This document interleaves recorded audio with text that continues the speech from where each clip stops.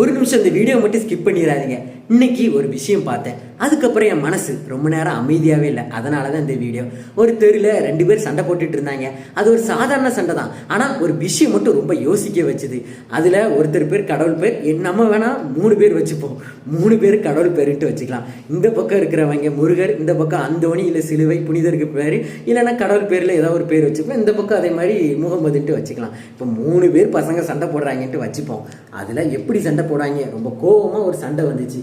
அப்போ அந்த பேரை சொல்லிட்டு பின்னாடி ஒரு புன்னகை, இல்லைன்னா இந்த பக்கம் அந்த மௌனி இந்த மௌனிட்டு சொல்லி ஒரு ஆபாச வார்த்தையை சொல்லுவாங்க. இப்படி ஒரு கடவுள் பேரை சொல்லி ஆபாசமான வார்த்தை சொல்றது எந்த அளவுக்குன்ட்டு சொல்லி அசெப்ட் பண்ண முடியல. நமக்கு ஏதாவது ஒரு மனசுல ஒரு கடவுள் ரொம்ப ரொம்ப பிடிச்சிருக்கு, நம்ம பக்தியில ஹையா இருக்கும், நமக்கு இந்த கடவுள் தான் எல்லாமே இருக்க பட்சத்துல இப்படி ஒரு பேரை சொல்லும் பட்சத்தில் உங்களால் அசெப்ட் பண்ண முடியுமா? என்னால் முடியலை. அதனால தான் இந்த வீடியோவே போடுறேன். இது எதுக்காக போடுறேன்னா, அது முடிஞ்சிருச்சு. இது இயற்கையே தான். நிறைய பேர் வச்சிருக்கலாம். நிறைய பேர் நம்ம ஊர் சைட்லையுமே எல்லாருமே கடவுள் பேர் தானே. கருப்சாமி, முருகன், இந்த பக்கம் அந்தோணி, முகமது, இப்படி ஏகப்பட்ட பேர். எக்ஸாம்பிள் தான் சொல்கிறேன், யாரையுமே கடிச்சு வச்சிடாதீங்க. எடுத்துக்காட்டுக்கு இனி நிறைய பேர் நம்ம குலதெய்வம் பேர், நம்ம தாத்தா பேர், இப்படி எல்லாமே வைப்போம். ஆனால் நீங்கள் தயவு செஞ்சு இந்த தப்பு பண்ணிடாதீங்க. நாளைக்கே உங்களுக்கு ஒரு பையன் பேரை வைக்கன்னா கடவுள் பேர் வைக்கிறது, இல்லைன்னா பொண்ணுக்கும் அதே மாதிரி தான். அந்த மாதிரிலாம் வைக்காதீங்க எதுவுமே. நம்ம தாத்தா பேர் வச்சனாலும் சரி, அதுவும் ரொம்பவே தப்பு. இப்போ நம்ம அப்பா பேர், நம்ம அப்பா கடவுள் மாதிரி பார்க்கும். கடவுளுக்கு அடுத்த ஸ்டேஜாக நம்ம அப்பா பேரை பார்க்குறோம். இப்போ நம்ம பையனுக்கு அந்த பேரை வைப்பாங்க, நிறைய பேர் வைப்பாங்க.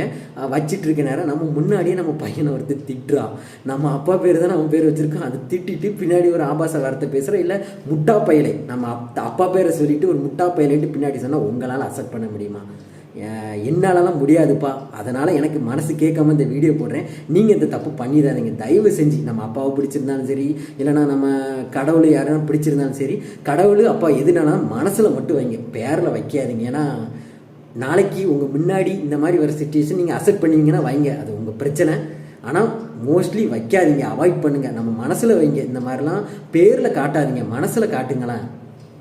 எனக்கு தோணுனதை சொன்னேன், உங்களுக்கு தோணுனதை கமெண்ட் பண்ணுங்க. கண்டிப்பாக நிறைய பேர் திட்டுவீங்க, திட்டிக்குவீங்க. ஆனால் எனக்கு தோணுதை மனசில் சொன்னேன். நீங்கள் உங்களுக்கு என்ன தோணுது அதை கமெண்ட் பண்ணுங்கள்.